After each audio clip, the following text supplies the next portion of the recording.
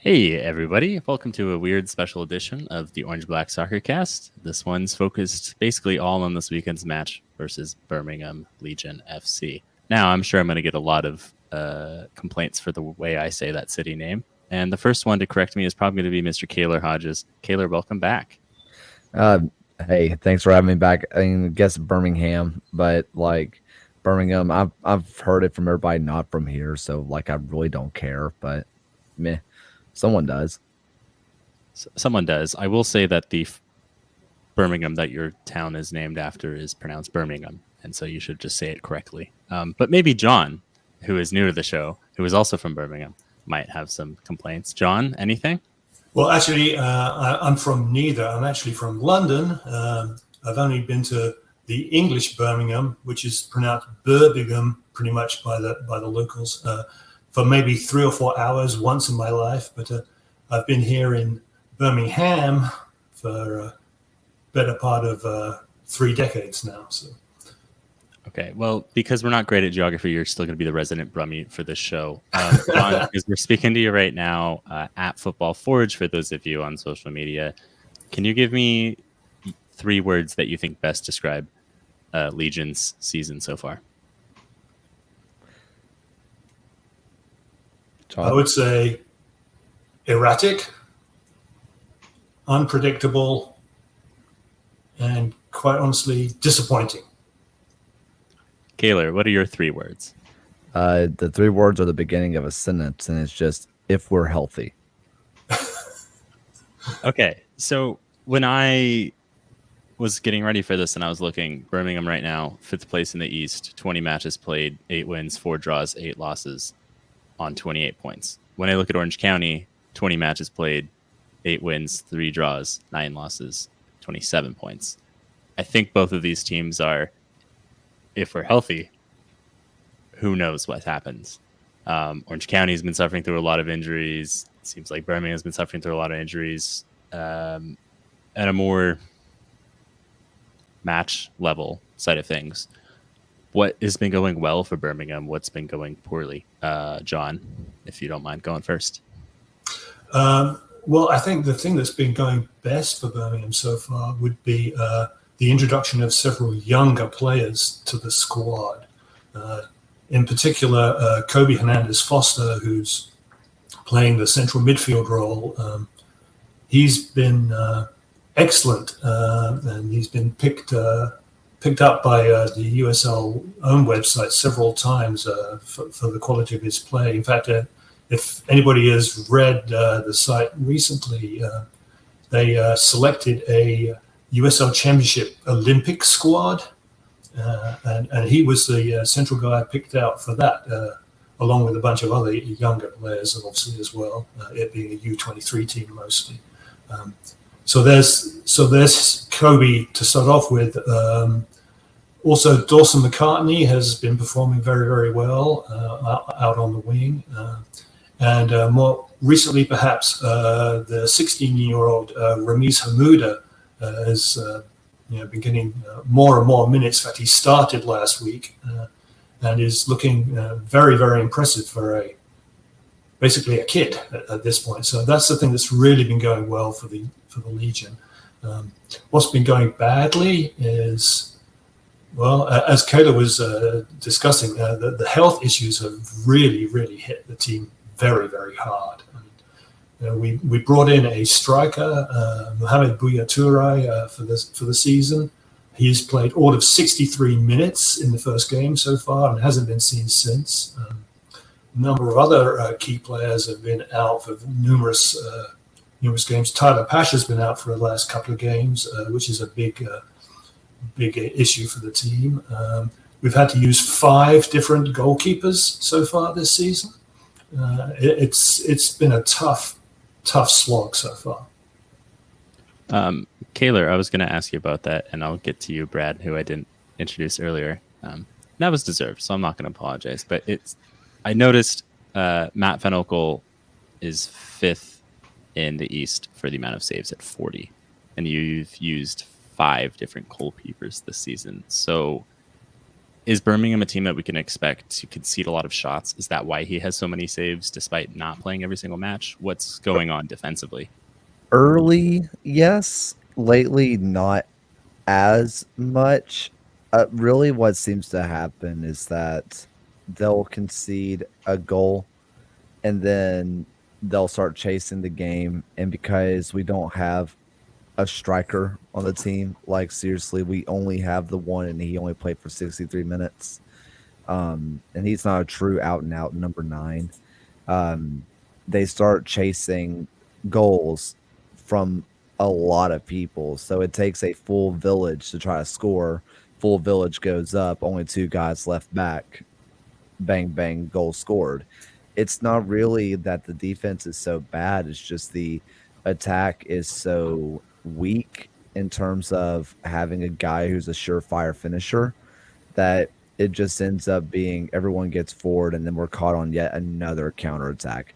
Now, early on in the season, yeah, I mean, our midfield had zero control of the game. They couldn't hold on to the ball to save their life. And it just turned into shooting practice from the top of the box. And, you know, the very first game of the season against Phoenix, like I think they shot 20 something times.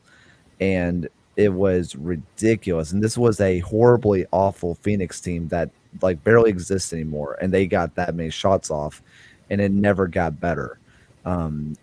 Ever since they put Kobe Hernandez Foster in that holding midfield area, which he's a center back by trade, but he also happens to be 5'8", which is not what you want from your center back. You know, he's a wonderful defensive midfielder, and it's stirred up a lot of issues back there. So not as much as they used to be, but if Legion go down early, it can absolutely turn into a shooting gallery for another team.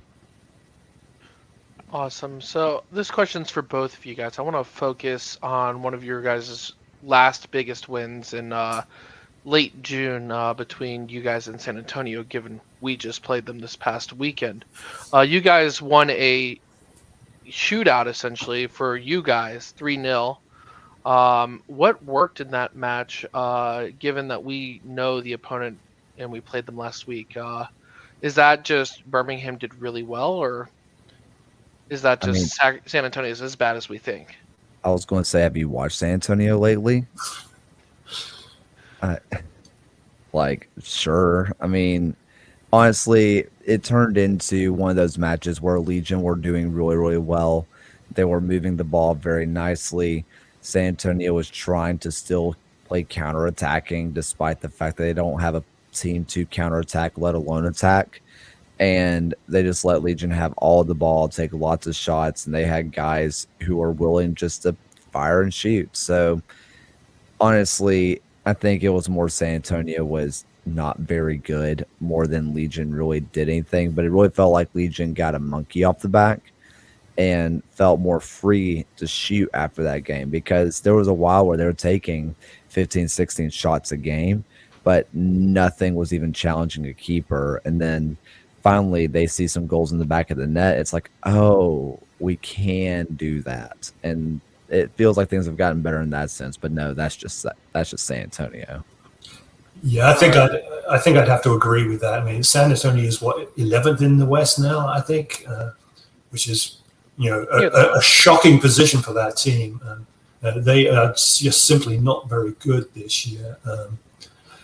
That being said, though, the Legion, generally speaking, is not a high-scoring team, but it is a high-shooting team, as Kaylor just mentioned. In fact, our conversion rate is one of the lowest in the league. It's not the worst, but it's not far off. That is to say, we're not putting in a lot of really good quality chances. 3 goals in a game is a rarity for this team, and frankly, I don't think it's going to happen this weekend either. So I would like to then go to the other side of the Western Conference table, because you guys just played against New Mexico in a 1-1 game that it looks like on paper they held the ball a lot, but you guys still put up double their shots with 20-9. So can you kind of walk me through that game, a late equalizer by Patterson in the 81st? Yeah, I mean, that was really a very typical Legion game, other than the fact that it was considerably better than most in terms of the result. New Mexico was a team I fully expected us to lose to. We ended up with a 1-1 draw, as you said, and probably should have won the game too. Although, like you said, they had double the possession we did, but we outshot them big time. And we had some good chances as well thrown into that, which is also untypical.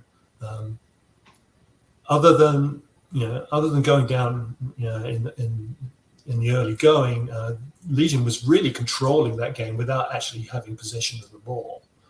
That was especially the case in the second half, I think, where New Mexico just didn't seem to be, frankly, all that interested in the game. In fact, over the course of the game, they had just 4 shots on goal, which is very low.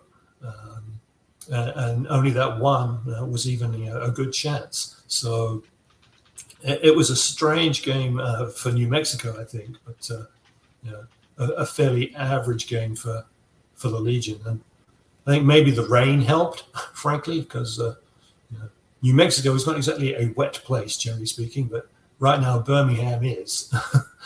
We've been deluged with rain for the last 2 weeks, and it's probably going to go on for another week. And chances of a weather delay on Saturday are pretty high, I would say. Actually.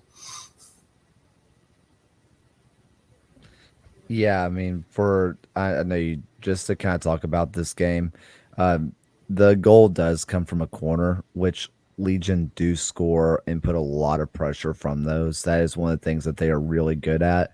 It helps when you have just 3 ginormous bodies in the box, which I'm going to use this word very liberally. One of an old quote unquote friend of Orange County, I say this very much in jest, Alex Cronale probably won't be in town because the birth of his first child is happening in like the next week.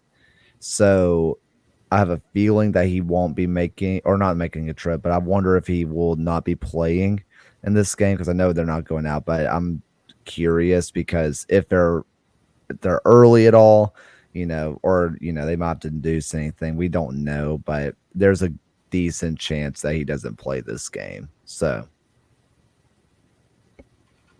All right. Well, I got one more for you guys. So, given just on your analysis of those 2 matches, it sounds like for Orange County, the keys need to be control the midfield and the ball, and limit shots for Legion because they're not going to score off of it.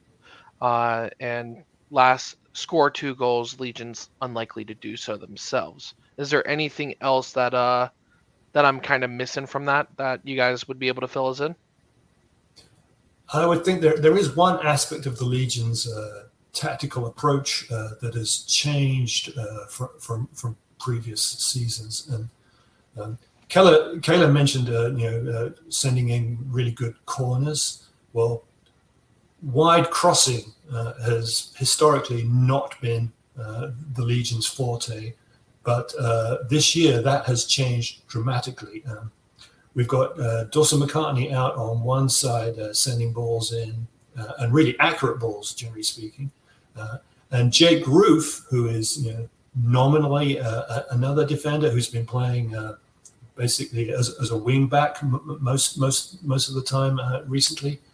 He has proven to be a pretty good crosser of the ball. And then we also have Prosper Kasim and Preston Tabor Itaka playing on the attacking wing positions, and they can both send in a pretty nasty cross as well. So you've got to be looking out for that as well. I mean, it used to be route one all the time, and now it's not. yeah, I was just going to say the same thing, actually. You almost allow Legion the middle of the field. Most of the time coaches are like, no, we want to like keep them out wide. They can't beat you out wide, except that's like the only place Legion can beat you, because like if Prosper is cutting in on his left foot, he's always going to shoot from the top of the box. It's just what he does.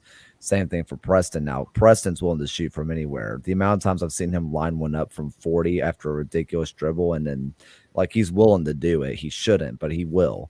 The thing is like we don't really have a presence in the middle of the park. So you're almost willing to let them get to the middle because nobody's going to really make that run up the middle. And there's really not the big body unless you're thinking about Stefano Pino, who's going to win the header in the middle, which granted he will win just about any header gone his way. Despite not being that tall, he just seems to be able to position his body better than everybody else. You almost just say, sure, have the center of the park. We're just not going to let you cross or cut inside on that inverted run and take a shot. Kaylor and John, so far this season, a little over halfway, who has been Legion's most important player? For me, okay, this is hard. I think it comes down to two players, and I'm going to give it a tie. And I do think it comes down to Kobe Hernandez Foster and Jake Roof. When Jake Roof isn't in the team, it's just a very different team. Same thing with Kobe Hernandez Foster. Granted, he's played, I think, every single game, but you know, he has been the reason why this midfield doesn't get completely trampled.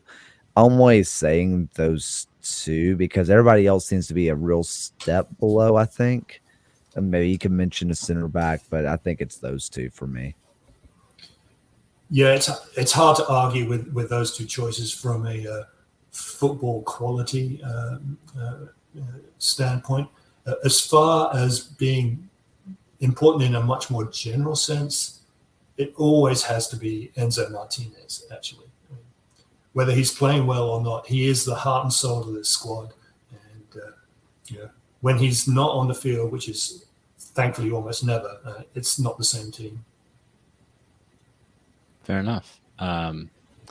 Okay, Birmingham, 3 wins at home somehow, but pretty big chance of a nasty, humid storm come Saturday. So maybe a great equalizer.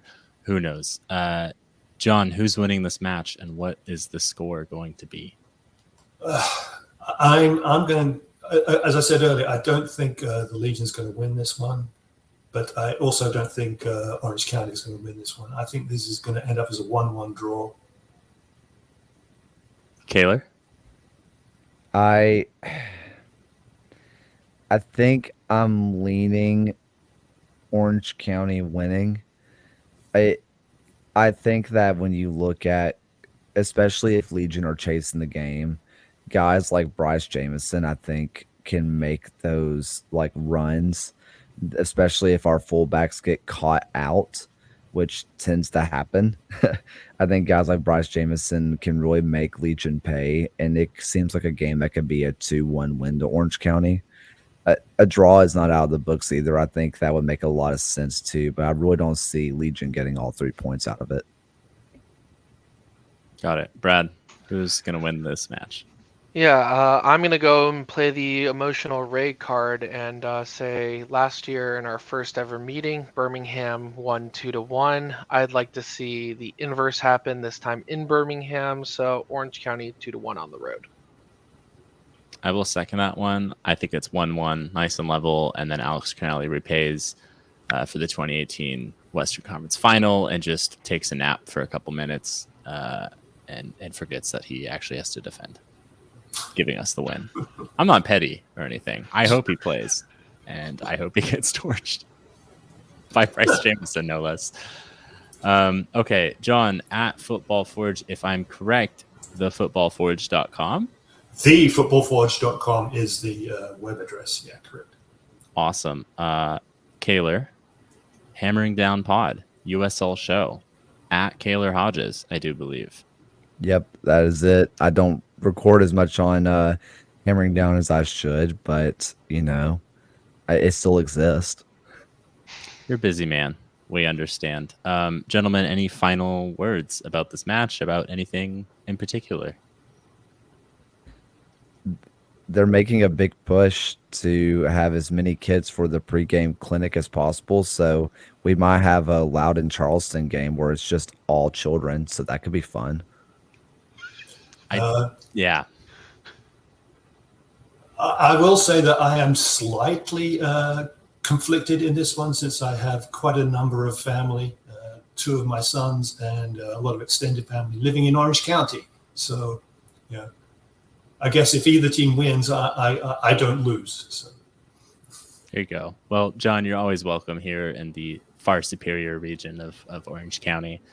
Thank you both for coming on. Thank you to the 3 of you for coming on. And it's a pleasure as always. May the best team win. Thanks for having us. Appreciate it.